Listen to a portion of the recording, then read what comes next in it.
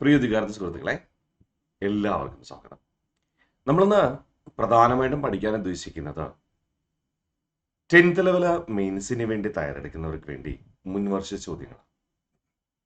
Okay, അപ്പോൾ text book പ്ലാറ്റ്ഫോമിൽ 10th level mains പരീക്ഷയ്ക്ക് തയ്യാറെടുക്കുന്നവർക്ക് സെക്രട്ടേറിയറ്റ് OA, അതുപോലെ തന്നെ അസിസ്റ്റന്റ് സെയിൽസ്മാൻ പരീക്ഷകൾക്ക്, അതുപോലെ തന്നെ 2025 10th ലെവൽ പരീക്ഷകൾ ക്രാക്ക് ചെയ്യാൻ ഉദ്ദേശിക്കുന്നവർക്ക് വേണ്ടിയിട്ട് പുതിയൊരു കോഴ്സ് ആരംഭിച്ചിട്ടുണ്ട്. ഒരു വർഷത്തെ വാലിഡിറ്റിയിൽ 999 രൂപയ്ക്കാണ് നിങ്ങൾക്കിത് പർച്ചേസ് ചെയ്യാനായിട്ട് കഴിയുക, കൂപ്പൺ ഡിസ്കൗണ്ടിന് ശേഷം. ഡിസ്കൗണ്ടിന് വേണ്ടിയിട്ട് നിങ്ങൾക്ക് എൻ്റെ കൂപ്പൺ കോഡ് ഉപയോഗിക്കാം. എൻ്റെ പേര് തന്നെ രാജേഷ്. അപ്പോൾ രാജേഷ് എന്ന കൂപ്പൺ കോഡ് ഉപയോഗിച്ചുകൊണ്ട് ഒരു വർഷത്തെ വാലിഡിറ്റിയുള്ള 10th ലെവൽ പരീക്ഷയ്ക്കുള്ള സമ്പൂർണ്ണമായ സിലബസ് നിങ്ങൾക്ക് വെറും 999 രൂപയ്ക്ക് പഠിക്കാൻ പറ്റും. ഓക്കെ അല്ലേ? ഇത് കൂടാതെ കേരള ഡിഗ്രി ലെവൽ പ്രിലിമിനറി പരീക്ഷകൾ തയ്യാറെടുക്കുന്നവർക്ക് വേണ്ടിയിട്ട് എൻ്റെ രാജേഷ് എന്ന കൂപ്പൺ കോഡ് ഉപയോഗിച്ച് കഴിഞ്ഞാൽ വെറും 1999 രൂപയ്ക്ക് നിങ്ങൾക്കിത് പ്രയോജനപ്പെടുത്താം. 3 മാസമാണ് പരീക്ഷയ്ക്ക് ഏകദേശം ഉള്ളത്. അതുകൊണ്ട് തന്നെ നമുക്ക് സംശയം ഉണ്ടാവും, ക്രാഷ് കോഴ്സ് ആണോ? അല്ല, 100% സിലബസ് കവർ ചെയ്യുന്ന രീതിയിലാണ് ഈ ഒരു കോഴ്സ് തയ്യാറാക്കിയിരിക്കുന്നത്. അപ്പോൾ തീർച്ചയായിട്ടും നിങ്ങൾക്ക് പ്രയോജനകരമായിരിക്കും. തീർച്ചയായിട്ടും പ്രയോജനപ്പെടുത്തുക. ഇനി ലാംഗ്വേജസും മാത്സും വേണ്ട, GK മാത്രമാണ് ഞാൻ വീക്ക് എന്നുള്ളവരുണ്ടെങ്കിൽ കംപ്ലീറ്റ് GK കോഴ്സ്, കേരള PSCയുടെ സിലബസിൽ പറയുന്ന കംപ്ലീറ്റ് GK കോഴ്സ് നിങ്ങൾക്ക് പർച്ചേസ് ചെയ്യാം. എൻ്റെ രാജേഷ് എന്ന കൂപ്പൺ കോഡ് ഉപയോഗിച്ചുകൊണ്ട് വെറും 999 രൂപയ്ക്ക് ഒരു വർഷത്തെ വാലിഡിറ്റിയോട് കൂടി.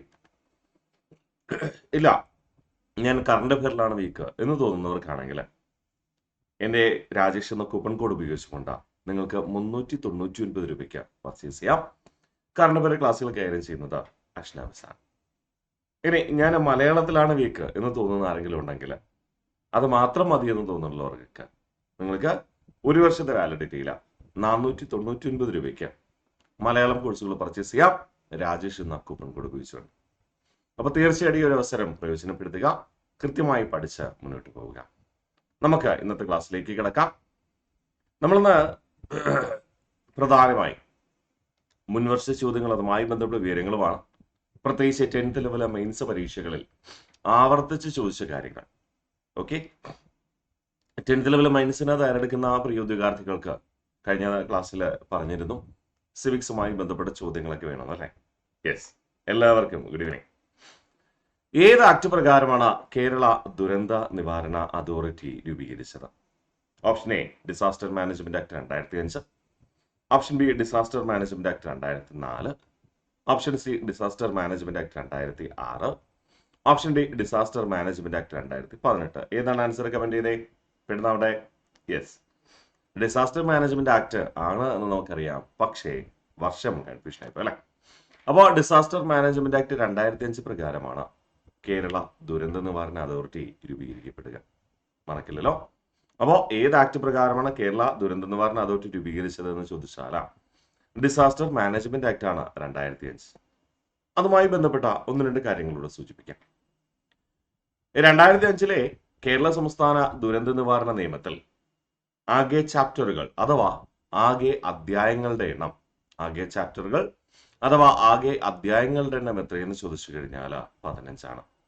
ഇനി ആകെ സെക്ഷനുകൾ, അതായത് ആകെ വകുപ്പുകൾ എത്രയെന്ന് ചോദിച്ചു കഴിഞ്ഞാൽ 79ആണ്. മറന്നുപോലെ, ആകെ എത്ര ചാപ്റ്ററുകൾ അഥവാ അധ്യായങ്ങൾ എന്ന് ചോദിച്ചാൽ 11 അധ്യായങ്ങൾ. ആകെ എത്ര വകുപ്പുകൾ എന്ന് ചോദിച്ചു കഴിഞ്ഞാൽ 79 വകുപ്പുകൾ. ഇന്ത്യയിലെ ദുരന്ത നിവാരണ നിയമം അനുസരിച്ച് പ്രധാനപ്പെട്ട 3 ദുരന്ത നിവാരണ അതോറിറ്റികളാണ് രൂപീകരിക്കപ്പെട്ടത്. കേന്ദ്ര ദുരന്ത നിവാരണ അതോറിറ്റി, സംസ്ഥാന ദുരന്ത നിവാരണ അതോറിറ്റി, ജില്ലാതല ദുരന്ത നിവാരണ അതോറിറ്റി. ഓക്കെ, അപ്പോൾ ദുരന്ത നിവാരണ നിയമം അനുസരിച്ച് ഇന്ത്യയിൽ എത്ര അതോറിറ്റികളാണ് രൂപീകരിക്കപ്പെട്ടെ? 3. കേന്ദ്രം, രണ്ടാമത്തത് സംസ്ഥാനം, മൂന്നാമത്തത് എന്താണ്? ജില്ല. അപ്പൊ കേന്ദ്ര ദുരന്ത നിവാരണ സമിതി, സംസ്ഥാന ദുരന്ത നിവാരണ സമിതി, കൂടാതെ ജില്ലാ ദുരന്ത നിവാരണ സമിതി. ദേശീയ ദുരന്തങ്ങൾ പ്രഖ്യാപിക്കുന്നത് എപ്പോഴും കേന്ദ്ര മന്ത്രിസഭയായിരിക്കും. ഓക്കെ, മറക്കരുതേ. ഏതെങ്കിലും ഒരു സംസ്ഥാനത്ത് ഒത്തിരി പേരെ ബാധിച്ച പ്രകൃതിദത്ത ദുരന്തം ഉണ്ടായിക്കഴിഞ്ഞാൽ അത് ദേശീയ ദുരന്തമാണോ അല്ലയോ എന്ന് പ്രഖ്യാപിക്കുന്നത് ആരാണ്? കേന്ദ്ര മന്ത്രിസഭയാണ്. അതായത് സെൻട്രൽ ഗവൺമെന്റ് എന്ന് നമുക്ക് പറയാം, കേന്ദ്ര സർക്കാർ എന്ന് പറയാം. ഓക്കെ അല്ലേ? മറക്കില്ലല്ലോ. ഒന്നുകൂടെ നമുക്ക് റിവിഷൻ ചെയ്യാം. 2005 ദുരന്ത നിവാരണ നിയമത്തിൽ ആകെ ചാപ്റ്ററുകളുടെ എണ്ണം 11 ആകെ സെഷനുകൾ അഥവാ വകുപ്പുകളുടെ എണ്ണം 79. ദുരന്ത നിവാരണ നിയമം അനുസരിച്ച് ഇന്ത്യയിൽ ത്രിതല ദുരന്ത നിവാരണ അതോറിറ്റികൾ രൂപീകരിക്കപ്പെടുമോ? കേന്ദ്ര, സംസ്ഥാന, ജില്ലാതലം. ദേശീയ ദുരന്തങ്ങൾ പ്രഖ്യാപിക്കുന്നത് എപ്പോഴും കേന്ദ്ര മന്ത്രിസഭയാണ് അഥവാ കേന്ദ്ര മന്ത്രാലയമാണ്. കേരള നെൽവയൽ തണ്ണീർത്തട സംരക്ഷണ നിയമം രൂപീകൃതമായത് ഏത് ആക്ട് പ്രകാരമാണ്? പേസിൽ പ്രധാനപ്പെട്ട ഒരു ചോദ്യമായിരുന്നു. കേരള നെൽവയൽ തണ്ണീർത്തട സംരക്ഷണ നിയമം രൂപീകൃതമായത് ഏത് ആക്ട് പ്രകാരമാണ്? 2008 28 number act, 2008 26 number act, 2006 28 number act, 2008 25 number act. Comment ചെയ്ത് പെട്ടെന്നാവട്ടെ. യെസ്, കുറച്ചുപേർക്ക് അറിയാമെന്ന് തോന്നുന്നു. കുഴപ്പമില്ല, നമുക്ക് ഒരു പക്ഷേ ആൻസർ കിട്ടുന്നില്ലെങ്കിൽ നമ്മളത് പഠിക്കും അല്ലേ? അത് നമ്മൾ പഠിച്ചു കഴിഞ്ഞു അല്ലേ? കേരള നെൽവയൽ തണ്ണീർത്തട സംരക്ഷണ നിയമങ്ങൾ രൂപീകരിക്കപ്പെട്ടത് 2008 28 നമ്പർ ആക്ട് പ്രകാരം. 2008 28 നമ്പർ ആക്ട് പ്രകാരം. മറന്നുപോവല്ലേ? ഓക്കെ, ഇമ്പോർട്ടൻ്റ് ആണ്. കേരള നെൽവയൽ തണ്ണീർത്തട സംരക്ഷണ നിയമം രൂപീകൃതമായത് 2008 28 നമ്പർ ആക്ട് പ്രകാരം. കേരള സംസ്ഥാന തണ്ണീർത്തട അതോറിറ്റി നിലവിൽ വന്നത് ഇമ്പോർട്ടൻ്റ് ആണ്. കേരള സംസ്ഥാന തണ്ണീർത്തട അതോറിറ്റി നിലവിൽ വന്നത് 2017 ഡിസംബർ 28. കേരള നെൽവയൽ തണ്ണീർത്തട നിയമം ഭേദഗതി ചെയ്യപ്പെട്ട വർഷം. കേരള നെൽവയൽ തണ്ണീർത്തട നിയമം ഭേദഗതി ചെയ്തത് 2018 ഡിസംബർ 15. ഓക്കെ, നമ്മളിവിടെ പറഞ്ഞു കേരള നെൽവയൽ തണ്ണീർത്തട സംരക്ഷണ നിയമം രൂപീകരിക്കപ്പെട്ടത് 2008 അത് ഭേദഗതി ചെയ്തതെന്നാണ് 2018 ഡിസംബർ 15. ഈ നിയമമനുസരിച്ച് കേരള സംസ്ഥാന തണ്ണീർത്തട അതോറിറ്റി രൂപീകരിക്കപ്പെട്ടത് 2017 ഡിസംബർ 28. ഓക്കെ, സിവിക്സ് അല്ലെങ്കിൽ കേരള ഗവേണൻസ് കുറച്ച് ബുദ്ധിമുട്ടുള്ള കാര്യങ്ങളാണ്, എങ്കിലും നമ്മൾ പതിയെ പഠിച്ചു വരുമ്പോഴേക്കും സെറ്റ് ആയിക്കോളും കേട്ടോ. കാരണം പലർക്കും അത് പുതിയൊരു ഫാക്റ്റ് ആണ് എന്നതാണ് പഠിക്കാൻ ബുദ്ധിമുട്ടായിട്ട് മാറ്റുക. പക്ഷെ യഥാർത്ഥത്തിൽ എളുപ്പമാണ്, നമ്മൾ പഠിച്ചു വരുമ്പോൾ റെഡി ആയിക്കോളും. ഒന്നുകൂടെ നമുക്ക് റിവിഷൻ ചെയ്യാം. കേരള നെൽവയൽ തണ്ണീർത്തട സംരക്ഷണ നിയമം രൂപീകരിക്കപ്പെട്ടത് 2008 28 നമ്പർ ആക്ട് പ്രകാരം. കേരള സംസ്ഥാന തണ്ണീർത്തട അതോറിറ്റി നിലവിൽ വന്നതാകട്ടെ 2017 ഡിസംബർ 28. കേരള നെൽവയൽ തണ്ണീർത്തട നിയമം ഭേദഗതി ചെയ്യപ്പെട്ടത് 2018 ഡിസംബർ 15. കേരള സാമൂഹ്യ സുരക്ഷാ മിഷൻ കുട്ടികൾക്ക് വേണ്ടി നടപ്പിലാക്കുന്ന പദ്ധതികൾ തിരഞ്ഞെടുക്കുക. 1 സ്നേഹപൂർവം, 2 സ്നേഹസ്പർശം, 3 സ്നേഹസാന്ത്വനം. നമ്മൾ ചോദ്യം ഈസിയാണെന്ന് കരുതരുത്. 10th ലെവൽ മെയിൻസ് പരീക്ഷയ്ക്ക് ചോദിച്ച ചോദ്യങ്ങളാണ് ഞാൻ ഉൾക്കൊള്ളിച്ചിരിക്കുന്നത്. കുറച്ച് ടഫായിരിക്കും, അതുകൊണ്ട് അത്രയും ഈസി ആയിട്ട് ആൻസറിലേക്ക് പോകാൻ പാടില്ല. കൃത്യമായിട്ട് വായിച്ച് ആൻസറിലേക്ക് പോകാൻ പാടുള്ളൂ കേട്ടോ. അപ്പോൾ കേരള സാമൂഹ്യ സുരക്ഷാ മിഷൻ കുട്ടികൾക്ക് വേണ്ടി നടപ്പിലാക്കുന്ന പദ്ധതികൾ തിരഞ്ഞെടുക്കുക. 1 സ്നേഹപൂർവ്വം, 2 സ്നേഹസ്പർശം, 3 സ്നേഹസാന്ത്വനം. ഏതൊക്കെയാണ്?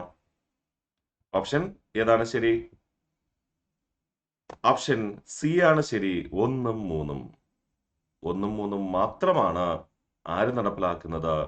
സാമൂഹിക സുരക്ഷാ മിഷൻ നടപ്പിലാക്കുന്നത്. സ്നേഹസ്പർശം നടപ്പിലാക്കുന്നത് കേരള സർക്കാരാണ്. കേരള സർക്കാർ എന്ന് പറയുമ്പോൾ അത് സുരക്ഷാ മിഷൻ കേരള സർക്കാർ തന്നെയല്ലേ സാറേ? സർക്കാരാണെങ്കിലും അത് സാമൂഹിക നീതി വകുപ്പിന് കീഴിലുള്ള സുരക്ഷാ മിഷനാണ്. കേരള സർക്കാർ എന്ന് പറയുമ്പോൾ പൊതുഭരണ വകുപ്പ് നടപ്പിലാക്കുന്നത് എന്നാണ് ഉദ്ദേശിക്കുക. ഓക്കെ, അപ്പോൾ കേരള സാമൂഹിക സുരക്ഷാ മിഷൻ കുട്ടികൾക്ക് വേണ്ടി നടപ്പിലാക്കുന്ന പദ്ധതികളാണ് സ്നേഹപൂർവ്വവും സ്നേഹസാന്ത്വനവും. അതുകൊണ്ട് തന്നെ കേരളത്തില് നമ്മൾ പഠിക്കാറുണ്ട് കേരളത്തിലെ പ്രധാന സാമൂഹിക ക്ഷേമ പദ്ധതികൾ. അങ്ങനെ പഠിക്കുമ്പോൾ അത് ആരാണ് ആരംഭിച്ചത് എന്ന് വ്യക്തമായി ഇവിടെ രേഖപ്പെടുത്തിയിട്ടുണ്ടാവും. അതോടെ ചേർത്ത് വേണം പഠിക്കാൻ പ്രിയ കുട്ടികളെ കേട്ടോ. നമുക്കിതിന്റെ കണക്റ്റഡ് ഫാക്ട്സ് നോക്കാം. അവിവാഹിതരായ അമ്മമാരെ സംരക്ഷിക്കുന്നതിനായി കേരള സർക്കാർ ആരംഭിച്ച പദ്ധതിയാണ് സ്നേഹസ്പർശം. 18 വയസ്സിന് താഴെയുള്ള അപായ ഹൃദ്രോഗമുള്ള കുട്ടികളെ സഹായിക്കുന്നതിനായുള്ള കേരള സർക്കാരിന്റെ പദ്ധതിയാണ് ഹൃദ്യം എന്ന പേരിൽ അറിയപ്പെടുക. സർക്കാർ എയ്ഡഡ് സ്കൂളുകളിലെ കാഴ്ചവൈകല്യമുള്ള കുട്ടികൾക്ക് സൗജന്യമായി കണ്ണടകൾ വിതരണം ചെയ്യുന്ന ആരോഗ്യ കുടുംബക്ഷേമ വകുപ്പിന്റെ പദ്ധതിയാണ് മിഴി എന്ന പേരിൽ അറിയപ്പെടുക. 3 മറന്നു പോകരുത്. അവിവാഹിതരായ അമ്മമാരെ സംരക്ഷിക്കുന്നതിനായി കേരള സർക്കാർ ആരംഭിച്ച പദ്ധതിയാണ് സ്നേഹസ്പർശം. 18 വയസ്സിന് താഴെയുള്ള അപായ ഹൃദ്രോഗമുള്ള കുട്ടികളെ സഹായിക്കുന്നതിനായി കേരള സർക്കാരിന്റെ പദ്ധതി ഹൃദ്യം. സർക്കാർ എയ്ഡഡ് സ്കൂളുകളിലെ കാഴ്ചവൈകല്യമുള്ള കുട്ടികൾക്ക് സൗജന്യമായി കണ്ണടകൾ വിതരണം ചെയ്യുന്ന ആരോഗ്യ കുടുംബക്ഷേമ വകുപ്പിന്റെ പദ്ധതി മിഴി. അടുത്ത ചോദ്യം നമ്മൾ ആർട്സിലേക്ക് പോവാണ്. ചെണ്ട എന്ന വാദ്യോപകരണത്തിന് ചേരാത്ത പ്രസ്താവന അല്ലെങ്കിൽ പ്രസ്താവനകൾ കണ്ടെത്തുക. ചെണ്ട ഒരു തുകൽ വാദ്യമാണ്. ശരിയാണോ? അതെ, തുകൽ വാദ്യമാണ്. പഞ്ചവാദ്യത്തിൽ ഉൾപ്പെടുന്നു. ശരിയാണോ? പഞ്ചവാദ്യത്തിൽ ഉൾപ്പെടുന്നുണ്ടോ? ഇല്ല. അപ്പൊ തുകൽ വാദ്യമാണ് എന്നത് ശരിയാണ്. പഞ്ചവാദ്യത്തിൽ ഉൾപ്പെടുന്നില്ല. പഞ്ചാരി വാദ്യത്തിൽ ഉൾപ്പെടുന്നില്ല കേട്ടോ. പഞ്ചാരി പാണ്ഡിമേളങ്ങളിലെ പ്രധാന വാദ്യോപകരണമാണ്. ശരിയാണ്. അപ്പൊ ഇവിടെ 1ഉം 3ഉം ശരിയാണ്. 1ഉം 3ഉം ശരിയാണ്. ഇതിൽ ചേരാത്ത തെറ്റായ പ്രസ്താവനയിലെ ചോദിച്ചിരിക്കുന്നേ. അപ്പോ ഓപ്ഷൻ ബി 3ആണ്. ഓപ്ഷൻ ഏതാണ്? 2ആണ് ഇവിടെ ശരിയായിട്ടുള്ള ഉത്തരം. രണ്ടാമത്തെ സ്റ്റേറ്റ്മെന്റ് തെറ്റാണ്, ചേരാത്ത പ്രസ്താവന അല്ലെ. അപ്പോ ഓപ്ഷൻ സി ആണ് കറക്റ്റ് ആൻസർ. പഞ്ചവാദ്യത്തിൽ ചെണ്ട ഉൾപ്പെടുന്നില്ല എങ്കിൽ പഞ്ചവാദ്യത്തിൽ ഉൾപ്പെടുന്ന വാദ്യോപകരണങ്ങൾ ഏതൊക്കെയാണ്? ഇടയ്ക്ക, ഇലത്താളം, തിമില, മദ്ദളം, കൊമ്പ്. എന്തൊക്കെയാ? ഇടയ്ക്ക, ഇലത്താളം, തിമില, മദ്ദളം, കൊമ്പ്. ഓക്കെ അല്ലേ? ശംഖ് ആരംഭത്തിന് വേണ്ടി ഉപയോഗിക്കാറുണ്ട്. അതുകൊണ്ട് ചില പുസ്തകങ്ങളിൽ ശംഖൂടെ ചേർത്ത് പറയാറുണ്ട്. അത് തുടക്കം കുറിക്കാൻ മാത്രമാണ് ശംഖ് ഉപയോഗിക്കുക കേട്ടോ. വാദ്യോപകരണങ്ങൾ എന്ന രീതിയിൽ പറയുമ്പോൾ ശംഖ് നമ്മൾ പറയാറില്ല. ഇടയ്ക്ക, ഇലത്താളം, തിമില, മദ്ദളം, കൊമ്പ്. മറക്കില്ലല്ലോ. അപ്പൊ പഞ്ചവാദ്യത്തിൽ ഉൾപ്പെടുന്ന വാദ്യോപകരണങ്ങൾ ഇടയ്ക്ക, ഇലത്താളം, തിമില, മദ്ദളം, കൊമ്പ്. അസുരവാദ്യം എന്നറിയപ്പെടുന്നതാണ് ചെണ്ട. അസുരവാദ്യം എന്നറിയപ്പെടുന്നതാണ് ചെണ്ട. താഴെ പറയുന്നതിൽ ഏത് സൂചന അല്ലെങ്കിൽ സൂചനകൾക്കാണ് വാക്ഫടാനന്തരമായി ബന്ധമില്ലാത്തത്? നോക്കാം. അഭിനവ കേരളം എന്ന പത്രിക ആരംഭിച്ചത് വാക്ഫടാനന്ദനാണ്. അഭിനവ കേരളം എന്ന് പറയുന്ന മാസിക ആരംഭിച്ചത് 1921 അദ്ദേഹത്തിന്റെ ആത്മവിദ്യാ സംഘം എന്ന സംഘടനയുടെ മുഖപത്രം ആത്മവിദ്യാ സംഘം എന്ന സംഘടനയുടെ മുഖപത്രമായിരുന്നു എന്ത്? അഭിനവ കേരളം. ശരിയല്ലേ? ഇനി സിവിൽ വിവാഹ നിർമ്മാണ ബില്ല് പാസ്സാക്കുന്നതിന് മുൻകൈ എടുത്തു. അങ്ങനെ പറയാൻ പറ്റുമോ? സിവിൽ വിവാഹ നിയമനിർമ്മാണ ബില്ല് കൊണ്ടുവരുന്നത് സ്വാതന്ത്ര്യാനന്തരമാണ്. അപ്പോൾ സ്വാഭാവികമായിട്ടും സ്വാതന്ത്ര്യാനന്തരം വാക്ഫടാനന്തരം ഇല്ല. വാക്ഫടാനന്തരം 1939 മരിച്ചുപോയി. അപ്പോൾ അത് വാക്ഫടാനന്തരമായി ബന്ധമില്ലാത്തതാണ്. ആത്മവിദ്യാസംഘം സ്ഥാപിച്ചു. അതെ, ഞാൻ പറഞ്ഞു ഈ അഭിനവ കേരളം എന്ന് പറയുന്നത് ആത്മവിദ്യാസംഘം എന്ന സംഘടനയുടെ മാസികയാണ്. അഭിനവ കേരളം എന്ന മാസിക ആരംഭിച്ചത് 1921 ആത്മവിദ്യാസംഘം ആരംഭിച്ചതോ 1917 അല്ലെ? അഭിനവ കേരളം ആരംഭിച്ചത് വാക്ഫടാനന്ദനാണ്. പക്ഷെ അതിനോട് സാമ്യമുള്ള ഒരു വാക്കുണ്ട്, അഭിനവ ഭാരതം. അഭിനവ ഭാരതം അഭിനവ ഭാരതം എന്ന് പറയുന്നത് ഒരു വിപ്ലവ സംഘടനയാണ്.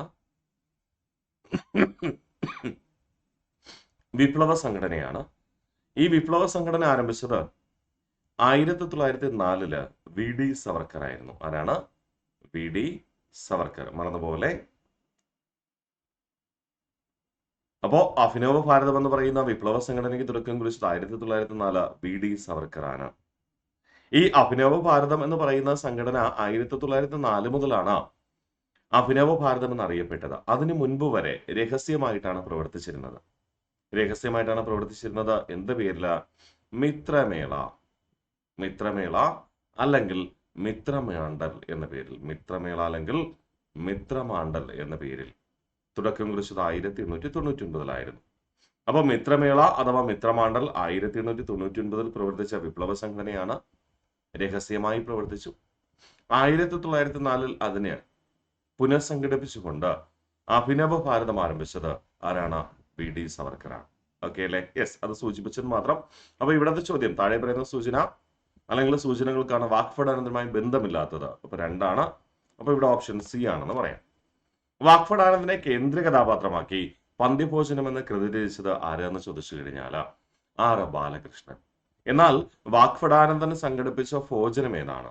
വാക്ഫടാനന്ദൻ സംഘടിപ്പിച്ച ഭോജനം ഏതാണെന്ന് ചോദിച്ചു കഴിഞ്ഞാൽ ഏതാണടാ? പ്രീതി ഭോജനമാണ്. പ്രീതി ഭോജനം, ശരിയല്ലേ? പ്രീതി ഭോജനം എന്നാ സംഘടിപ്പിക്കുന്നതെന്ന് ചോദിച്ചു കഴിഞ്ഞാൽ 1927 കോഴിക്കോട് വെച്ചായിരുന്നു. ഓക്കെ, അപ്പൊ വാക്ഫടാനന്ദനെ കേന്ദ്ര കഥാപാത്രമാക്കി പന്തിഭോജനം എന്ന കൃതി രചിച്ചത് R ബാലകൃഷ്ണനാണ്. എന്നാൽ വാക്ഫടാനന്ദനെ സംഘടിപ്പിച്ച ഭോജനം ഏതെന്ന് ചോദിച്ചാൽ അത് പ്രീതി ഭോജനമാണ്. 1927 സംഘടിപ്പിക്കുക. ഇവിടെ വെച്ച കോഴിക്കോട് വെച്ച്. ഓക്കെ അല്ലേ? കോഴിക്കോട് സ്ഥലത്തിനാണ് പ്രാധാന്യം. കോഴിക്കോട് വെച്ച്. ഇനി പന്തിഭോജനം അപ്പോൾ സംഘടിപ്പിച്ചത് ആരാന്ന് ചോദ്യം വരും അല്ലെ? പന്തിഭോജനം സംഘടിപ്പിച്ചത് 3 പേര് സംഘടിപ്പിച്ചിട്ടുണ്ട്. സാധാരണഗതിയിൽ ഭോജനം എന്ന് പറയുമ്പോൾ ജാതിമത ഭേദമന്യേ എല്ലാ ജനങ്ങളെയും ഉൾക്കൊള്ളിക്കുന്നതാണ് അല്ലെ? അത്തരത്തില് ഒരു പന്തിഭോജനം സംഘടിപ്പിച്ചത് ആരാന്ന് ചോദിച്ചാൽ ജാതിമത ഭേദമന്യേ എല്ലാവരെയും ഉൾക്കൊള്ളിച്ചുകൊണ്ട് ഒരു പന്തിഭോജനം സംഘടിപ്പിച്ചത് ആരെന്ന് ചോദിച്ചു കഴിഞ്ഞാൽ അതാരാണ്? തൈക്കാടയ്യ. തൈക്കാട അയ്യ. ഇനി ഈഴവ സമുദായ അംഗങ്ങൾക്ക് വേണ്ടി മാത്രം പന്തിഭോജനം ഈഴവ സമുദായാംഗങ്ങൾക്ക് വേണ്ടി മാത്രം സംഘടിപ്പിച്ചത് ആരെന്ന് ചോദിച്ചു കഴിഞ്ഞാൽ ശ്രീനാരായണ ഗുരു. ഇനി പന്തിഭോജനം തന്നെ ഇന്ത്യൻ നാഷണൽ കോൺഗ്രസിലെ പ്രവർത്തകർക്ക് വേണ്ടി മാത്രം, ഇന്ത്യൻ നാഷണൽ കോൺഗ്രസിലെ പ്രവർത്തകർക്ക് വേണ്ടി സംഘടിപ്പിച്ചത് TR കൃഷ്ണസ്വാമി അയ്യർ. TR കൃഷ്ണസ്വാമി അയ്യറാണ്. ഓക്കെ അല്ലേ? അപ്പൊ പന്തിഭോജനം എന്ന് പറയുമ്പോൾ പ്രധാനമായും 3 സംഘടിപ്പിച്ചു. പന്തിഭോജനം എല്ലാ ജാതിയിൽപ്പെട്ടവർക്കും ഉൾപ്പെടുത്തിക്കൊണ്ട് പന്തിഭോജനം സംഘടിപ്പിച്ചത് തൈക്കാടയ്യ. ഈഴവ സമുദായത്തിന് വേണ്ടി മാത്രം പന്തിഭോജനം സംഘടിപ്പിച്ചത് ശ്രീനാരായണ ഗുരു അല്ലെ? INCയിലെ പ്രവർത്തകർക്ക് വേണ്ടി പന്തിഭോജനം സംഘടിപ്പിച്ചത് TR കൃഷ്ണസ്വാമി അയ്യർ. എന്നാൽ പന്തിഭോജനം എന്ന കൃതിയിലെ കേന്ദ്ര കഥാപാത്രം വാക്ഫടാനന്ദനാണ്. പന്തിഭോജനം എന്ന കൃതി എഴുതിയത് ആരെന്ന് ചോദിച്ചാൽ R ബാലകൃഷ്ണനുമാണ്. മറക്കില്ലല്ലോ. പിന്നെ മറ്റ് 3 ഭോജനങ്ങളുണ്ട് അല്ലെ? സമപന്തിഭോജനം, സമപന്തിഭോജനം, സമപന്തിഭോജനം എല്ലാ ജാതിയിൽപ്പെട്ടവർക്കും വേണ്ടി സംഘടിപ്പിച്ചത് ആരാണ്? വൈകുണ്ഠ സ്വാമികൾ അല്ലെ? മിശ്രഭോജനം സംഘടിപ്പിച്ചത് ആരെന്ന് ചോദിച്ചാൽ സഹോദരൻ അയ്യപ്പനും അല്ലെ? യെസ്. അടുത്ത ചോദ്യത്തിലേക്ക് നമുക്ക് പോവാം. താഴെ കൊടുത്തിട്ടുള്ളവയെ കാലഗണന അടിസ്ഥാനത്തിൽ ക്രമീകരിക്കുക. പുന്നപ്ര വയലാർ സമരം ഏത് വർഷമാണ്? പുന്നപ്ര വയലാർ സമരം ഏത് വർഷമാണ്? പെട്ടെന്ന് പറഞ്ഞേ. Yes, 1946 very good. 1946 ഒക്ടോബർ 27 എന്ന് പറയാം അല്ലെ? അല്ലെങ്കിൽ നമ്മൾ അതിനെ തുലാം 10 സമരം എന്ന് വിളിക്കാറുണ്ട്. തുലാം മാസം 10-ാം തീയതി നടന്ന സമരം നടന്നത് തുലാം 10 സമരം. തിരുക്കൊച്ചി സംസ്ഥാന രൂപീകരണം നടന്നത് എന്നാണ്? 1949 ജൂലൈ മാസമാണ് അല്ലെ? ബക്ക് കമ്മിറ്റിയുടെ നിർദ്ദേശപ്രകാരം. അപ്പൊ തിരുവിതാംകൂറും കൊച്ചിയും സംയോജിപ്പിക്കുന്നത് ഏത് കമ്മിറ്റിയുടെ നിർദ്ദേശപ്രകാരമാണ്? ബക്ക് കമ്മിറ്റിയുടെ നിർദ്ദേശപ്രകാരം 1949 ജൂലൈ. വാഗൺ ട്രാജഡി ഏത് വർഷമാണ്? 1921 നവംബർ 10 അല്ലെ? യെസ്. കയ്യൂർ സമരം എന്നായിരുന്നു? കയ്യൂർ സമരം 1941 അല്ലെ? അപ്പോ ഇതില് ഏറ്റവും ആദ്യം നടന്ന എന്താ? Wagon tragedy. അപ്പൊ 3 ഫസ്റ്റ് ഓപ്ഷനിൽ വരുന്ന 1 എയും ബിയും ഉണ്ട് അല്ലെ? ഇനി രണ്ടാമത് എന്താ നടന്നേ? 41 കയ്യൂർ ലഹള നടന്നു. യെസ്. അപ്പൊ ഓപ്ഷൻ എ ആണ് ശരി. ശരിയല്ലേ? കറക്റ്റ് അല്ലേ? യെസ്, മറക്കില്ലല്ലോ. അപ്പൊ ഇവിടുത്തെ ആൻസർ എന്താണ്? ഓപ്ഷൻ എ ആണ്. ഇനി കയ്യൂർ ലഹള നടന്നത് 1941 അല്ലേ? കയ്യൂർ സമരത്തെ ആസ്പദമാക്കി ലെനിൻ രാജേന്ദ്രൻ സംവിധാനം ചെയ്തൊരു സിനിമയുണ്ട്. ലെനിൻ രാജേന്ദ്രൻ സംവിധാനം ചെയ്തൊരു സിനിമ ഏതാണ്? മീനമാസത്തിലെ സൂര്യൻ. മീനമാസത്തിലെ സൂര്യൻ. ഇത് പിന്നീട് വീണ്ടും ഷൂട്ട് ചെയ്യുന്നതിന് പകരം മലയാള ഭാഷ ഉപയോഗിച്ചിരുന്ന മീനമാസത്തിലെ സൂര്യൻ എന്ന സിനിമയിൽ ഇംഗ്ലീഷ് സംഭാഷണങ്ങൾ ഉപയോഗിച്ചുകൊണ്ട് ഇംഗ്ലീഷിൽ എന്ത് ചെയ്തു, പ്രസിദ്ധീകരിച്ചു അല്ലെങ്കിൽ പ്രക്ഷേപണം ചെയ്തു. ആ ഇംഗ്ലീഷിൽ പ്രക്ഷേപണം ചെയ്ത സിനിമയുടെ പേര് എ മിഡ് സമ്മർ സൺ എന്നായിരുന്നു. എ മിഡ് സമ്മർ സൺ എന്നായിരുന്നു. ഓക്കെ അല്ലേ, മറക്കല്ലേ. അപ്പോ കയ്യൂർ സമരത്തെ ആസ്പദമാക്കി ലെനിൻ രാജേന്ദ്രൻ സംവിധാനം ചെയ്ത സിനിമ എന്ന് ചോദിച്ചിട്ട് ഓപ്ഷനിലെ മീനമാസത്തിലെ സൂര്യൻ തരാം, അല്ലെങ്കിൽ എ മിഡ് സമ്മർ സൺ തരാം. എ മിഡ് സമ്മർ സൺ തരാം. ഓക്കെ അല്ലേ, മറക്കില്ലല്ലോ. യെസ്. അടുത്ത നമ്മൾ വർഷം പറഞ്ഞു എങ്കിലും പുന്നപ്രവയലാർ സമരം നടന്നത് 46 ഒക്ടോബർ 27 അതിനെ തുലാമ്പത്ത് സമരം എന്ന് വിളിക്കുന്നു. തിരുക്കൊച്ചി സംസ്ഥാന രൂപീകരണം 49 ജൂലൈ മാസമാണ് ബക്ക് കമ്മിറ്റിയുടെ നിർദ്ദേശപ്രകാരം. വാഗൻ ട്രാജഡി മാപ്പിള കലാപത്തിന്റെ അനന്തരഫലമായിട്ട് 1921 നവംബർ മാസം 10 തീയതി. കയ്യൂർ ലഹള നടന്നത് 1941. ഭാരത സർക്കാർ പുന്നപ്രവയലാർ സമരത്തെ സ്വാതന്ത്ര്യ സമരത്തിന്റെ ഭാഗമായി ആദ്യകാലത്ത് അംഗീകരിച്ചിരുന്നില്ല. എന്നാൽ പുന്നപ്രവയലാർ സമരത്തെ സ്വാതന്ത്ര്യ സമരത്തിന്റെ ഭാഗമായി അംഗീകരിച്ചത് 1998 ആദ്യകാലത്ത് സ്വാതന്ത്ര്യ സമരത്തിന്റെ ഭാഗമല്ല, പ്രാദേശിക കലാപം എന്നാണ് വിളിച്ചിരുന്നത്. എന്നാൽ അത് സ്വാതന്ത്ര്യ സമരത്തിന്റെ ഭാഗമായി കേന്ദ്ര ഗവൺമെന്റ് അംഗീകരിച്ചത് ഏത് വർഷം? 1998. മറക്കരുത്. കയ്യൂർ സമരത്തെ തുടർന്നുണ്ടായ പോലീസ് കേസിൽ 3-ാം പ്രതിയായിരുന്ന വ്യക്തിയാണ് കേരളത്തിലെ മുൻ മുഖ്യമന്ത്രിയായ EK നായനാർ. ഓക്കെ, അതും ഒരു ഫാക്റ്റ് ആയിട്ട് പഠിച്ചു വെക്കാനാണ് ശ്രമിക്കാം. ഓക്കെ അല്ലേ. അടുത്ത താഴത്ത് കൊടുത്തിട്ടുള്ള ലിസ്റ്റുകൾ പരിഗണിക്കുക. അതായത് 1857 വിപ്ലവമാണ് അവിടെ പരാമർശിക്കുക. അതിൽ ഏതൊക്കെ തമ്മിലാണ് ചേരുമ്പഴി ചേരുക അല്ലെ? വിപ്ലവ സ്ഥലങ്ങളും വിപ്ലവത്തിലെ നേതാക്കളുമാണ്. നമുക്ക് പരിശോധിക്കാം. റാണി ലക്ഷ്മിഭായ് എവിടെയാണ്? 1 സി. അതുണ്ടോ നോക്കാം. 1 സി. ഓക്കെ, എല്ലാം 1 സി ആണ് അല്ലെ. 2 നാനാ സാഹിബ് എവിടെ എത്തും ചെയ്തേ? നാനാ സാഹിബ് കാൺപൂരിലാണ്. അപ്പൊ 2 ഡി. അപ്പൊ തന്നെ നമുക്ക് ആൻസർ കിട്ടി. ബാക്കി നമ്മൾ ഇനി നോക്കണ്ട അല്ലെ. പ്രിയ ഉദ്യോഗാർത്ഥികളെ, ഇത്തരത്തിലാണ് ചേരുമ്പഴി ചേർക്കുമ്പോൾ നിങ്ങൾക്ക് അറിയാവുന്ന ആൻസർ ആദ്യം വരച്ചിട്ട് താഴെ ഓപ്ഷൻ ഉണ്ടോ നോക്കാം. അത് ഓക്കെ ആണ്. ചിലപ്പോൾ മറ്റുള്ളത് ഇതിൽ നിന്ന് വ്യത്യസ്തമാണെങ്കിൽ നിങ്ങൾക്ക് സിമ്പിൾ ആയിട്ട് എന്ത് ചെയ്യാം, അപ്പോൾ തന്നെ ആൻസർ മാർക്ക് ചെയ്ത് പോവാം. എല്ലാം നോക്കി വരയ്ക്കാൻ നിൽക്കണ്ട. ഓരോന്ന് മാർക്ക് ചെയ്ത് നോക്കുക. അത് ഓപ്ഷൻ ഉണ്ടോ നോക്കാം. ആ ഓപ്ഷൻ സെലക്ട് ചെയ്യാം. മനസ്സിലാകുന്നുണ്ടോ? അല്ലെങ്കിൽ അവിടെ സമയം നഷ്ടപ്പെടും. അതുകൊണ്ടാണ് ഇത്തരം ചോദ്യങ്ങൾ, സ്റ്റേറ്റ്മെന്റ് ചോദ്യങ്ങൾ ചേരുമ്പഴി ചേർക്കൊക്കെ വന്നപ്പോൾ ഒരുപാട് കുട്ടികൾക്ക് സമയം നഷ്ടപ്പെട്ട അവസാനം പരീക്ഷ എഴുതി തീരാൻ പറ്റാതായി പോയി.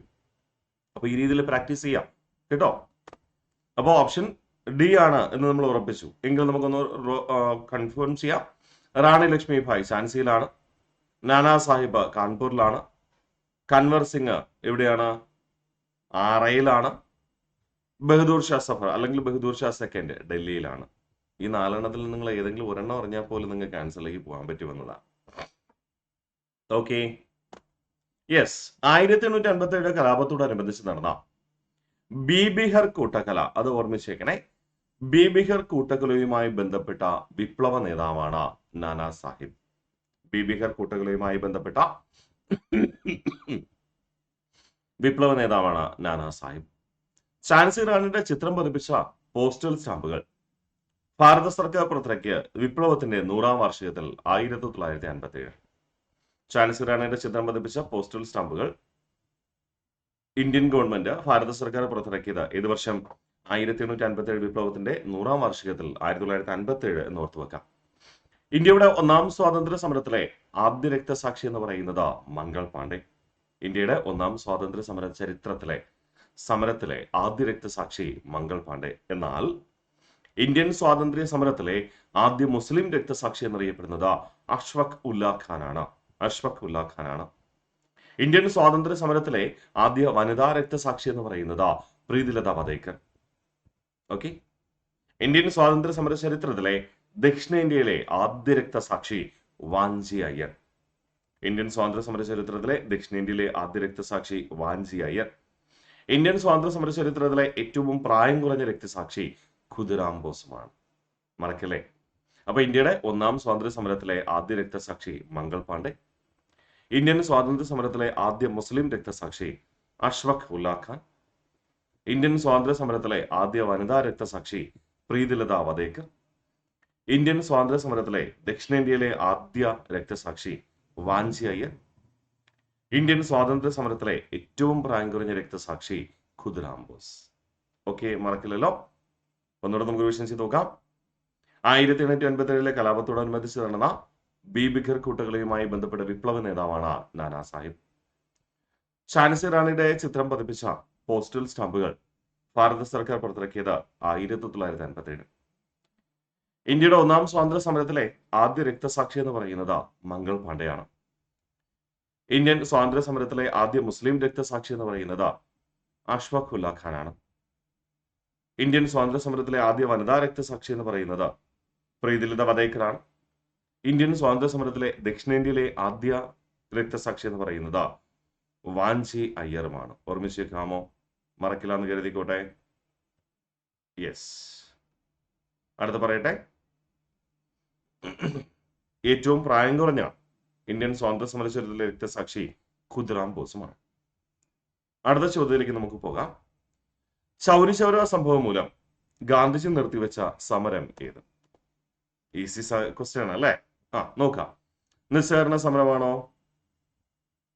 ഉപ്പ് സമരമാണോ, റൗലത്ത് സമരമാണോ, ചമ്പാരൻ സമരമാണോ? ഇതിൽ അനുയോജ്യമായത് കണ്ടെത്തുക എന്നാണ് ചോദ്യം. ഇത്തരം ചോദ്യങ്ങൾ PSC ചോദിക്കും. പരീക്ഷയുടെ ടെൻഷനിലിരിക്കുമ്പോൾ ചൗരി ചൗര സംഭവം മൂലം ഗാന്ധിജി നിർത്തിവെച്ച സമരം ഏത്? നിസ്സഹകരണ സമരം, ഫസ്റ്റ് ഓപ്ഷൻ എന്ന് പറഞ്ഞിട്ട് നേരെ പോയി എന്ത് ചെയ്യും? ഏകർപ്പിക്കും. താഴെയുള്ള വായിക്കത്തില്ല. ശരിയല്ലേ? പലപ്പോഴും പല കുട്ടികൾക്കും തോന്നിയിട്ടുള്ള അബദ്ധമാണ്. പരീക്ഷ ടെൻഷനിലിരിക്കും. ചൗരി ചൗര സംഭവം മൂലം ഗാന്ധിജി നിർത്തിവെച്ച സമരം എന്തുണ്ട്? നിസ്സഹകരണ സമരം ഉണ്ട്. ഓക്കെ, ഫസ്റ്റ് ഓപ്ഷൻ എന്ന് പറഞ്ഞുകൊണ്ട് നേരെ പോയി കറുപ്പിക്കും. കറുപ്പിച്ച് കഴിഞ്ഞിട്ട് അടുത്ത ക്വസ്റ്റ്യൻ വായിക്കാൻ പോകുമ്പോഴാണ് എന്ത് കാണുന്നേ? താഴെ ഓപ്ഷൻ ഉള്ളത് കാണുന്നേ അല്ലേ? അപ്പോ ഒരു ക്വസ്റ്റ്യൻ നമ്പർ വായിക്കാം. അടുത്ത ക്വസ്റ്റ്യൻ നമ്പർ ഞാൻ വായിച്ചെത്തിയോ എന്ന് നോക്കുക, എന്നിട്ട് മാത്രം ആൻസർ ചെയ്യാം. നിങ്ങളും ഇത്തരം ചോദ്യം ഫേസ് ചെയ്തിട്ടുണ്ടാവാം അല്ലേ? കുറച്ചു പേർക്ക് അത് ഓക്കെ ആയിരുന്നിട്ടുണ്ടാവും, കുറച്ചു പേരത് ചിലപ്പോൾ തെറ്റിച്ചിട്ടുണ്ടാവാം. അതുകൊണ്ട് പ്രിയ ഉദ്യോഗാർത്ഥികളെ കൃത്യമായി തന്നെ പഠിച്ച് ഉറപ്പിക്കുകയും വേണം. അതിൽ ഒരു വിട്ടുവീഴ്ചയും ഉണ്ടാകരുത് കേട്ടോ. ഓക്കെ, യെസ്, നമുക്ക് ബാക്കി പഠിക്കാമോ? യെസ്, അപ്പൊ ആൻസർ എന്താണ്? നിസ്സഹകരണ സമരമാണ്. അപ്പൊ ഓപ്ഷൻ ഏതാ ശരി? ഒന്ന് മാത്രം, ഓപ്ഷൻ ബി ആണ് ഇവിടുത്തെ കറക്റ്റ് ആൻസർ അല്ലെ? ആത്മവീര്യം ചോർന്നു പോയ ഒരു ജനത പെട്ടെന്ന് എണീറ്റ് നിവർന്നു നിന്ന് തല ഉയർത്തിപ്പിടിച്ച് രാജ്യവ്യാപകമായ സംയുക്ത സമരത്തിൽ പങ്കെടുത്തു. ഇന്ന് നിസ്സഹകരണ സമരത്തെ പറ്റി അഭിപ്രായപ്പെട്ട വ്യക്തി ആരാ? ജവഹർലാൽ നെഹ്റു. ഓക്കെ, ആത്മവീര്യം ചോർന്നു പോയ ഒരു ജനത പെട്ടെന്ന് എണീറ്റ് നിവർന്നു നിന്ന് തല ഉയർത്തിപ്പിടിച്ച് രാജ്യവ്യാപകമായ സംയുക്ത സമരത്തിൽ പങ്കെടുത്തു എന്ന് പറഞ്ഞത് ജവഹർലാൽ നെഹ്റു. നിസ്സഹകരണ പ്രസ്ഥാനത്തിന്റെ ഭാഗമായി അഹമ്മദാബാദിൽ, ഇത് PSC ഒരുപാട് നമ്മൾ ചോദിച്ച ക്വസ്റ്റ്യനാണ്. നിസ്സഹകരണ പ്രസ്ഥാനത്തിന്റെ ഭാഗമായി അഹമ്മദാബാദിൽ ബ്രിട്ടീഷ് ഉൽപ്പന്നങ്ങൾ അഗ്നിക്കിരയാക്കുന്നതിന് നേതൃത്വം നൽകിയ ദേശീയ നേതാവ് സർദാർ വല്ലഭായ് പട്ടേൽ. നിസ്സഹകരണ പ്രസ്ഥാന ഭാഗമായി അഹമ്മദാബാദ് ഗുജറാത്തിലാണ് സർദാർ വല്ലഭായ് പട്ടേൽ. അത് വെച്ച് നമുക്ക് ലിങ്ക് ചെയ്യാൻ പറ്റും അല്ലേ? അപ്പൊ നിസ്സഹകരണ പ്രസ്ഥാനത്തിന്റെ ഫലമായി അഹമ്മദാബാദിൽ ബ്രിട്ടീഷ് ഉൽപ്പന്നങ്ങൾ അഗ്നിക്കിരയാക്കുന്നതിന് നേതൃത്വം നൽകിയ ദേശീയ നേതാവാണ് ആരാ? സർദാർ വല്ലഭായ് പട്ടേൽ അല്ലേ? ഇനി അടുത്ത ചോദ്യത്തിലേക്ക് നമുക്ക് പോകാം. താഴെ പറയുന്നതിൽ ഏത് സമ്പത്തിന്റെ നവതി, അതായത് 90 വർഷമാണ് 2021 ആഘോഷിച്ചത്, അല്ലെങ്കിൽ 2021 എന്ന് പറയുന്നത്? നമുക്ക് നോക്കാം. ഗുരുവായൂർ സത്യാഗ്രഹം എന്നാണ് നടന്നത്? 1931 അല്ലെ? വൈക്കം സത്യാഗ്രഹം 1924 ജാലിയൻ വാലാബാഗ് 1919 ക്ഷേത്രപ്രവേശന വിളംബരം 1936 അപ്പൊ 2021 അപ്പൊ ഏതായിരിക്കും വരിക? സിമ്പിൾ ആയിട്ട് പറഞ്ഞാൽ ഗുരുവായൂർ സത്യാഗ്രഹം തന്നെ അല്ലേ? യെസ്. ഗുരുവായൂർ സത്യാഗ്രഹത്തിൽ പങ്കെടുത്തവരിൽ പ്രധാനിയായ വനിത ആരാണ്? ആര്യ പള്ളം. ഗുരുവായൂർ സത്യാഗ്രഹത്തിൽ പങ്കെടുത്ത പ്രധാനിയായ വനിത ആരാന്ന് ചോദിച്ചു കഴിഞ്ഞാൽ ആര്യ പള്ളമാണ്. ഗുരുവായൂർ സത്യാഗ്രഹവുമായി ബന്ധപ്പെട്ട കൊച്ചി ഗവൺമെന്റ് നിരോധിച്ച പത്രം ഏതാന്ന് ചോദിച്ചാൽ ഉണ്ണി നമ്പൂതിരി. ഗുരുവായൂർ സത്യാഗ്രഹവുമായി ബന്ധപ്പെട്ട കൊച്ചി ഗവൺമെന്റ് നിരോധിച്ച പത്രം ഏതാന്ന് ചോദിച്ചാൽ ഉണ്ണി നമ്പൂതിരിയാണ്. ഓക്കെ അല്ലേ? ഇനി ഗുരുവായൂർ സത്യാഗ്രഹത്തിന് ലഭിച്ച ഏറ്റവും നല്ല പ്രചരണം എന്ന് കണക്കാക്കപ്പെട്ട കണ്ടോത്തെ കുറുവടി എന്ന മർദ്ദന സംഭവം നടന്നത് പയ്യന്നൂരിലാണ്. അപ്പൊ PSC ഇതിൽ നിന്ന് 2 ചോദ്യങ്ങൾ ചോദിക്കാം. കണ്ടോത്തെ കുറുവടി ഏത് സമരവുമായി ബന്ധപ്പെട്ടിരിക്കുന്നു? ഗുരുവായൂർ സത്യാഗ്രഹം. കണ്ടോത്തെ കുറുവടി എന്ന സംഭവം, മർദ്ദന സംഭവം നടന്നത് എവിടെ? പയ്യന്നൂർ. ഓക്കെ. അപ്പൊ ഗുരുവായൂർ സത്യാഗ്രഹത്തിൽ പങ്കെടുത്ത പ്രധാനിയായ വനിത ആരാന്ന് ചോദിച്ചാൽ ആര്യപ്പള്ളമാണ്. ഗുരുവായൂർ സത്യാഗ്രഹവുമായി ബന്ധപ്പെട്ട് കൊച്ചി ഗവൺമെന്റ് നിരോധിച്ച പത്രം ഏതെന്ന് ചോദിച്ചാൽ ഉണ്ണി നമ്പൂതിരി. ഗുരുവായൂർ സത്യാഗ്രഹത്തിന് ലഭിച്ച ഏറ്റവും നല്ല പ്രചരണം എന്ന് കണക്കാക്കപ്പെട്ട കണ്ടോത്തെ കുറുവടി എന്ന മർദ്ദന സംഭവം നടന്ന സ്ഥലം എവിടെയെന്ന് ചോദിച്ചു കഴിഞ്ഞാൽ പയ്യന്നൂരാണ്. ഓക്കെ അല്ലേ? അടുത്ത ചോദ്യത്തിലേക്ക് നമുക്ക് പോകാം. ചുവടെ കൊടുത്തിട്ടുള്ളവയിൽ രാജാറാം മോഹൻ റോയിയെ സംബന്ധിച്ച തെറ്റായ പ്രസ്താവനകൾ തിരിച്ചറിയുക. ബ്രഹ്മസമാജം രൂപീകരിച്ചു. രാജാറാം മോഹൻ റോയ് ആണോ? അതെ, 1828. അന്ന് ബ്രഹ്മസഭ എന്നായിരുന്നു പേര്. ബ്രഹ്മസഭ എന്ന പേര് പിന്നീട് ബ്രഹ്മസമാജമായി മാറ്റപ്പെട്ടതാണ്. എങ്കിലും ആരംഭിച്ചതെന്നു ചോദിച്ചാൽ 1828 രാജാറാം മോഹൻ റോയ് തന്നെ. തുഫതുൽ മുവാദ്ദീൻ അദ്ദേഹത്തിന്റെ പുസ്തകമാണ്. ശരിയാണോ? അതെ, ശരിയാണ്. 1829 അദ്ദേഹം സതി നിർത്തലാക്കി. ശരിയാണോ? നമുക്ക് ശരിയെന്ന് ചിലപ്പോൾ തോന്നും പരീക്ഷയുടെ ടെൻഷനിലൊക്കെ ഇരിക്കുമ്പോൾ. പക്ഷെ ശരിയാണോ? അല്ല. നിർത്തലാക്കാൻ അദ്ദേഹം ഭരണാധികാരിയല്ല. ഒരു ആചാരം നിയമം മൂലം നിരോധിക്കാൻ ഭരണാധികാരിക്ക് മാത്രമേ കഴിയൂ.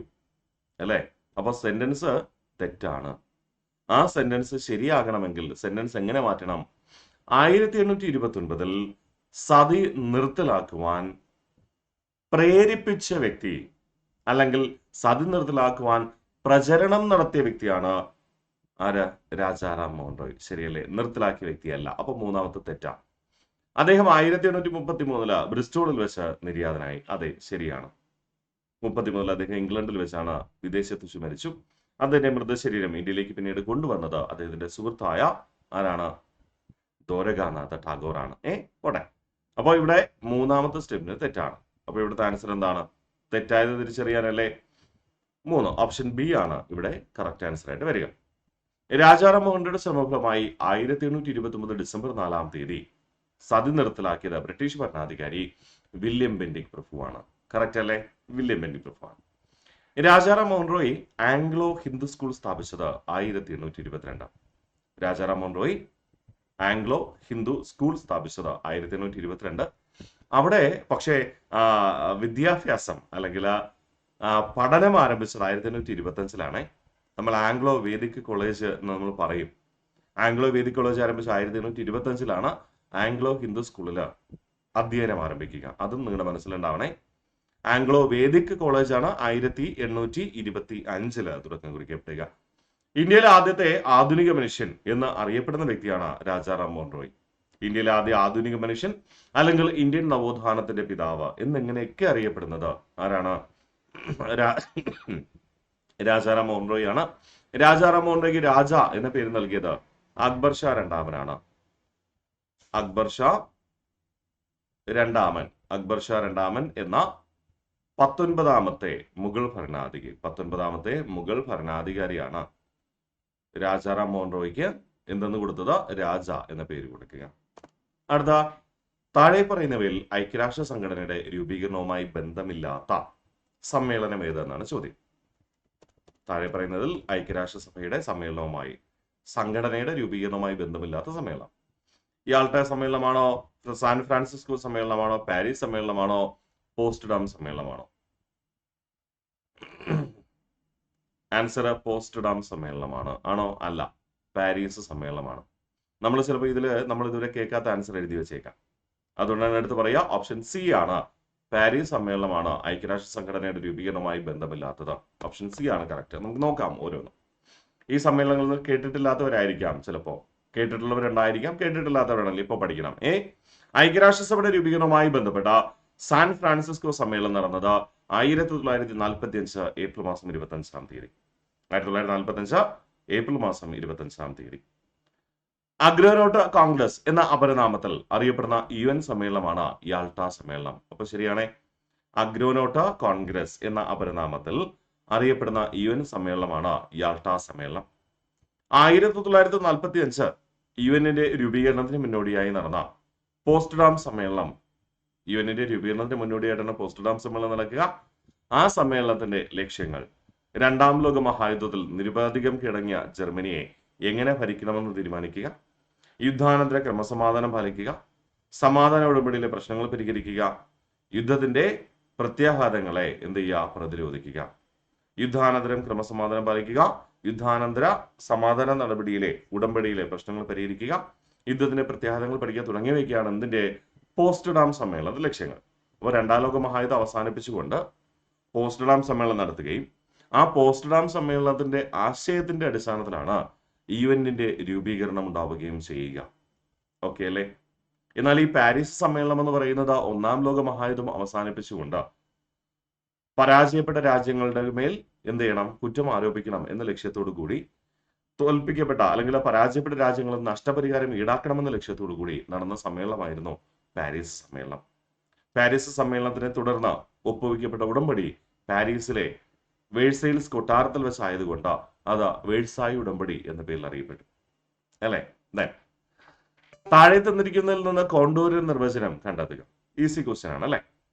ഒരേ താപമുള്ള പ്രദേശങ്ങൾ തമ്മിൽ ബന്ധിപ്പിക്കുന്ന സാങ്കല്പിക രേഖയാണോ, ഒരേ മർദ്ദമുള്ള പ്രദേശങ്ങളെ തമ്മിൽ ബന്ധിപ്പിക്കുന്ന സാങ്കല്പിക രേഖയാണോ, ഒരേ ഉയരമുള്ള സ്ഥലങ്ങളെ തമ്മിൽ ബന്ധിപ്പിക്കുന്ന സാങ്കല്പിക രേഖയാണോ, ഒരേ അളവിൽ മഴയുള്ള സ്ഥലങ്ങളെ തമ്മിൽ ബന്ധിപ്പിക്കുന്ന സാങ്കല്പിക രേഖയാണോ? ആൻസർ എന്തായിരിക്കും?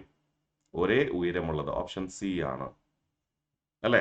യെസ്, ഒരേ ഉയരമുള്ള പ്രദേശങ്ങളെ തമ്മിൽ ബന്ധിപ്പിക്കുന്ന സാങ്കല്പിക രേഖയാണ് കോണ്ടൂർ എന്ന് പറയുക അല്ലെ. നമുക്ക് കോണ്ടൂറിനെ കുറിച്ച് പരിശോധിക്കാം. ഓരോ കോണ്ടൂർ രേഖയുടെ ഒപ്പവും സമുദ്രനിരപ്പിൽ നിന്നുള്ള അവയുടെ ഉയരം രേഖപ്പെടുത്തിയിട്ടുണ്ടാവും. ഈ മൂല്യത്തെ, ആ ഉയരം രേഖപ്പെടുത്തിയിരിക്കുന്ന നമ്പറിനെ കോണ്ടൂർ മൂല്യങ്ങൾ എന്നാണ് വിളിക്കുക. അടുത്തടുത്ത രണ്ട് കോണ്ടൂർ രേഖകളുടെ മൂല്യവ്യത്യാസത്തെ കോണ്ടൂർ ഇടവേള എന്ന് നമുക്ക് പറയാം. അടുത്തടുത്ത കോണ്ടൂർ രേഖകളുടെ മൂല്യവ്യത്യാസത്തെ കോണ്ടൂർ ഇടവേള എന്ന് നമുക്ക് പറയാം. 1:50,000 തോതിലുള്ള ധരാതലീയ ഭൂപടങ്ങളിൽ സാധാരണയായി കോണ്ടൂർ ഇടവേള 20 മീറ്റർ ആയിരിക്കും. അത് അങ്ങനെ തന്നെ PSC ചോദിക്കാറുണ്ട്, മറക്കല്ലേ. 1:50,000 തോതിലുള്ള ധരാതലീയ ഭൂപടങ്ങളിൽ സാധാരണയായി കോണ്ടൂർ ഇടവേള 20 മീറ്റർ ആയിരിക്കും.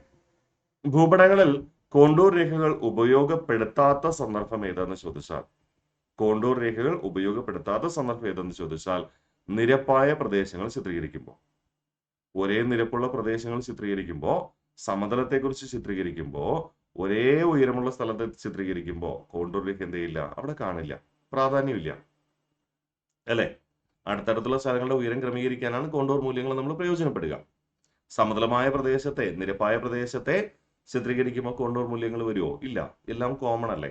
അതുപോലെ തന്നെ ഒന്നിലധികം കോണ്ടൂർ രേഖകൾ പരസ്പരം കൂട്ടിമുട്ടുന്നു എങ്കിൽ ആ പ്രദേശം തൂക്കായ മലനിരകളോ അല്ലെങ്കിൽ വെള്ളച്ചാട്ടങ്ങളോ ആയിരിക്കും. ഒന്നിലധികം കോണ്ടൂർ രേഖകൾ കൂട്ടിമുട്ടുന്നുണ്ടെങ്കിൽ ആ ഭൂപ്രദേശം എന്തായിരിക്കും? തൂക്കായ മലനിരകളോ അല്ലെങ്കിൽ വെള്ളച്ചാട്ടങ്ങളോ ആയിരിക്കും എന്ന് മനസ്സിലാക്കാം. ലോകത്തിലെ ഏറ്റവും പുതിയ റിപ്പബ്ലിക് ഏത് എന്നാണ് ചോദ്യം. Barbados, south Sudan, Namibia, Kosovo. നമ്മളെ മനസ്സിൽ നൗറ കിടപ്പുണ്ടല്ലേ. നൗറ എവിടെ പോയി? ഓപ്ഷനിൽ ഒന്ന് വിചാരിക്കും. നൗറ കഴിഞ്ഞിട്ട് വീണ്ടും വന്നിട്ടുണ്ട്.